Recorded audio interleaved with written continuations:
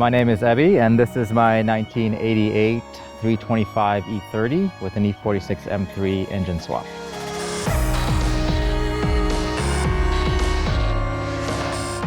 I got the car about 2 years ago. Originally I had an E30 as a loaner car and I fell in love with the chassis, so I wanted one for myself. I bought the car with an S50 swap in it, and then found out that it wasn't really a Euro S50, it wasn't really an M3 motor, so I wanted to do something different. My favorite motor of all time was in the E46 M3, and so I wanted to put that motor into my favorite chassis from BMW of all time, and that's what created this Frankenstein.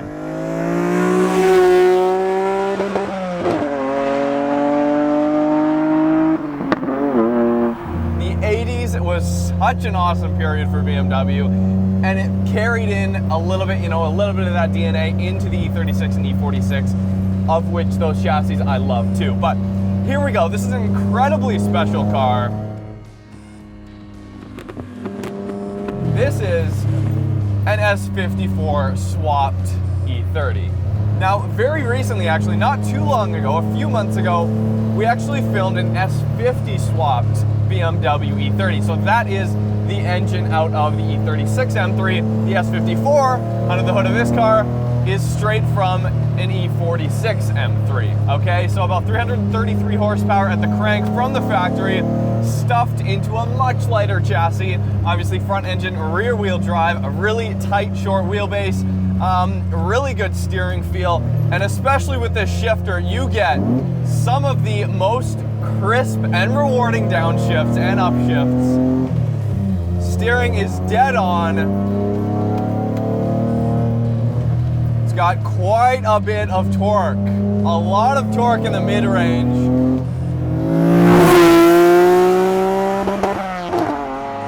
So this engine has a slightly larger bore than that S50 engine, so it is a 3.2 liter engine. Larger displacement means more torque pretty much everywhere in the power bed. Woo! Little sideways there. 6,000, 7,000, 8,000.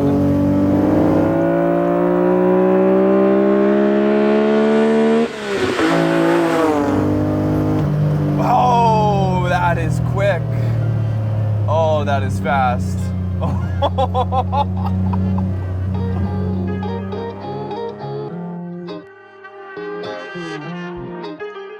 Start it up.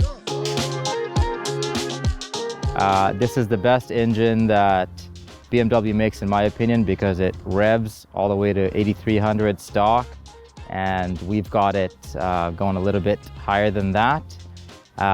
As well, it's a straight six. It's the last naturally aspirated straight six in an M motor that BMW made, after which they went to the V8 in the E92 M3. It feels very analog. If you twitch, the car will twitch. If you breathe wrong, the car will react to it, because the throttle response is that direct and immediate. With regards to steering and suspension, because we have ground control coilovers all around, we have the Z3 purple tag steering rack and a few other goodies, it really doesn't feel like a stock E30. It feels more like a hot rod. And I think it's a very visceral experience, far more raw than most modern cars. You're driving a car that keeps wanting more out of you. It's telling you to trust it more. It's telling you to push it more. It's telling you, I've got more RPM. I've got more grip. You can trust me, just pin it harder. And you keep doing that. And when the back end kicks out, it's very predictable. So this car is a perfect combination of chassis and horsepower right now. And I wouldn't change a thing. I wouldn't put turbos. I wouldn't put superchargers on, because it's perfect right now. Lots of good NA power. I used to be a turbo guy.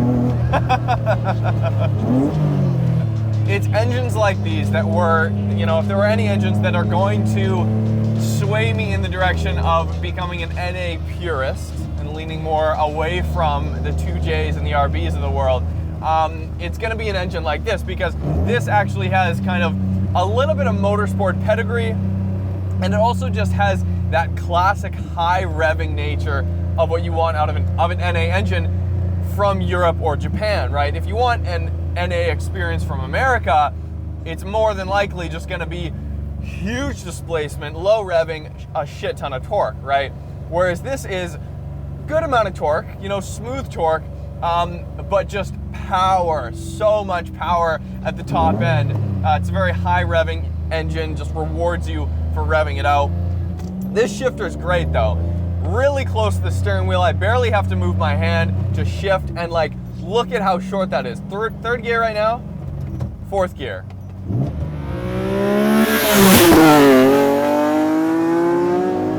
Wow, 6,000 to 8,000 RPM is bonkers. Absolutely crazy. Okay, never mind, the steering on center is actually really good. It's actually really good. You just need to be going a little bit quicker. Oh my God.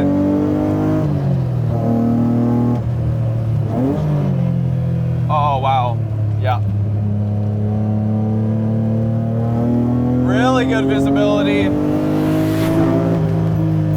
Woo! Quite long gears actually too. The top of third is really high up there. This is, I mean, short of putting a V8, short of putting an S62 under the hood of this car, short of throwing a V8 under the hood of this car, this is a muscle car E30. This is like just a big displacement in the BMW world, a large displacement straight six engine shoved into the E30 chassis. Now, the one thing that has always swayed me away from E30s, and it's only, you know, a couple of things, is, and I harp on this every time, but from the factory, the steering just isn't quite there on point, and the shifter isn't there quite on point.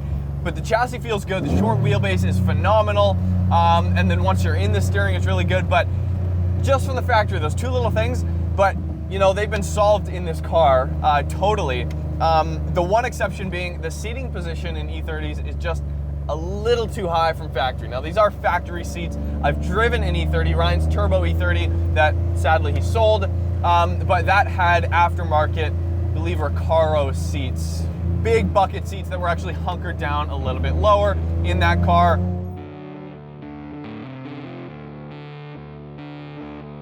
So yeah, with the S50 in it, it was somewhat set up already for an S54. But the largest hurdles would be the oil pan and the subframe. Originally, I actually had the wrong subframe shipped from the UK, which wound up causing me a lot of grief and money.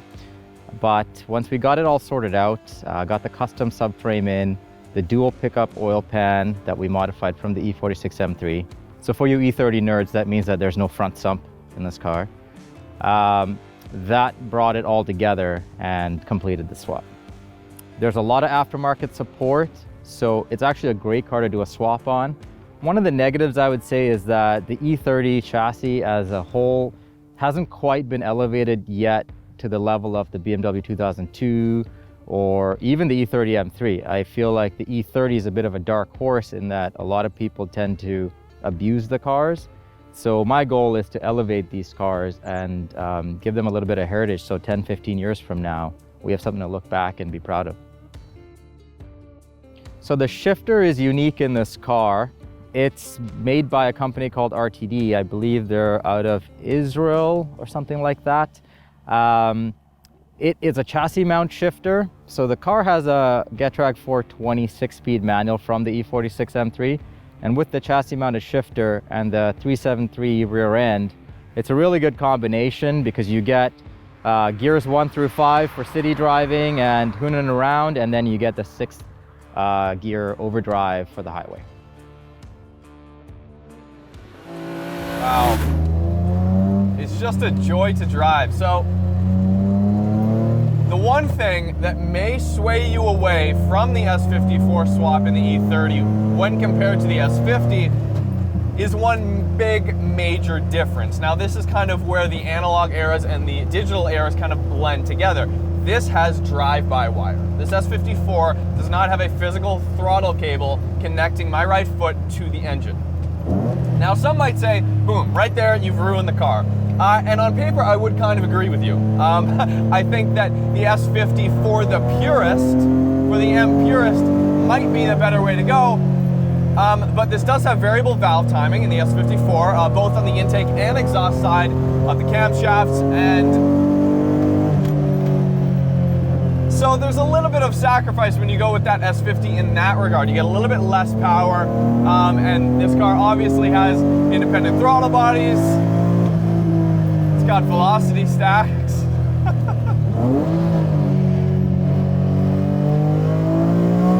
But once you start driving the car, I mean, you do notice that you don't have that little bit of tactile feedback with the throttle pedal. I mean, I am noticing it, but it's not ruining the car. You know, it is definitely a downside, and if I could kind of, I don't know if you can even do this, but retrofit a throttle cable back onto this engine, I think I would do that.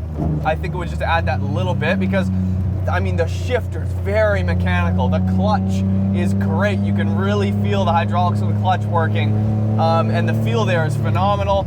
You do get better throttle response. That's the thing. When you're in the corners, and let's say you're on an autocross or a track day, you do get better throttle response with drive-by-wire. It's more accurate, it's more pinpoint, and if you really know the car, your heel-toe downshifts are going to be that much more accurate once you get that muscle memory.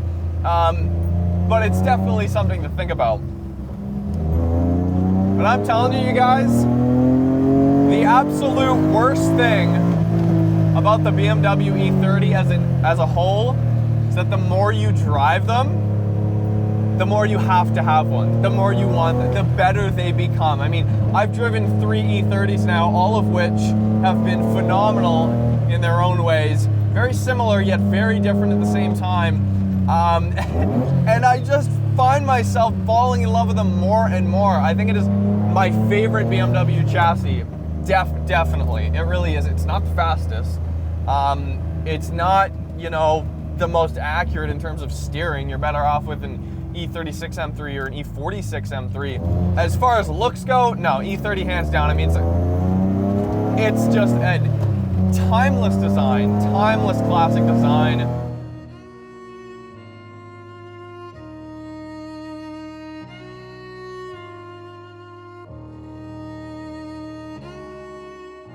The wheels are unique in that they were actually a factory option that you could get from the brand AZEV from Germany back in 1988. They are 9 inches wide in the rear, 16 by 9 in the rear, 16 by 7.5 in the front. As well as the brakes are Wilwood 4-pot fronts and stock brakes for now. This winter we'll probably go to Wilwood 6-pots in the front and move the 4-pot to the back. And we got a few other goodies coming as well, so maybe we'll shoot this car again next year.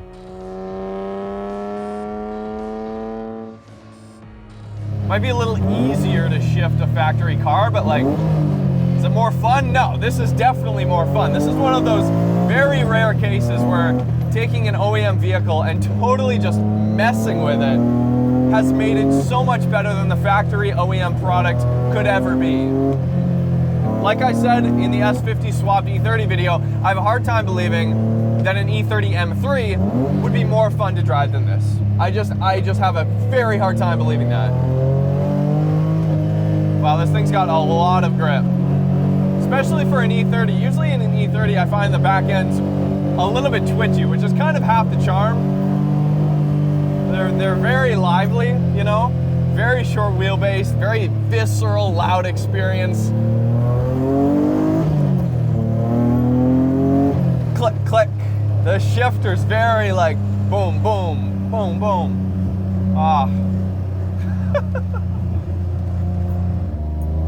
You know, I really hope some of the engineers at BMW have at least gotten behind the wheel of an E30 recently, at the very least. Let alone a modified one like this to this extent, but just to bring it back to what BMW used to be, you know, maybe bring up a little bit of that fire and inspiration from the 80s and 90s and kind of bring it into the modern M cars. Because they're missing something. They are absolutely missing something. That is not an argument. Modern M cars are missing something.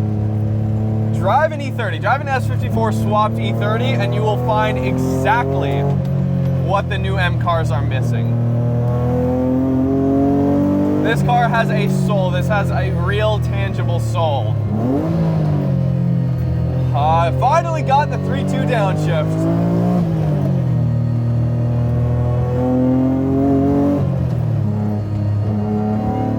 Thanks guys for watching. Hit me up on Instagram if you haven't already. Subscribe as well. We put out videos at least 2 times a week. Modified cars, factory cars, and everything in between. So hit subscribe, and we'll see you guys next time.